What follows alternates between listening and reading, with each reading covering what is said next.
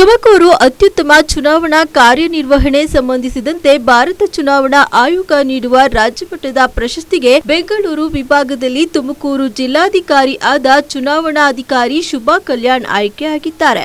ಅಲ್ಲದೆ ಸಹಾಯಕ ಮತದಾರರ ನೋಂದಣಾಧಿಕಾರಿ ಗುಬ್ಬಿ, ತಹಶೀಲ್ದಾರ್ ಆರತಿ ಹಾಗೂ ಕೊರಟಗೆರೆ ತಾಲೂಕು ದುದ್ದನಹಳ್ಳಿ ಮತಗಟ್ಟೆ ಮೇಲ್ವಿಚಾರಕಿ, ಗ್ರಾಮ ಲೆಕ್ಕಾಧಿಕಾರಿ ಎನ್ಸಿ ಭಾಗ್ಯಮ್ಮ ಹಾಗೂ ಮತಗಟ್ಟೆ ಅಧಿಕಾರಿಗಳಲ್ಲಿ ಅಂಗನವಾಡಿ ಕಾರ್ಯಕರ್ತೆ ಪುಟ್ಟಮಾರಕ ಅವರು ಪ್ರಶಸ್ತಿಗೆ ಆಯ್ಕೆಯಾಗಿದ್ದಾರೆ.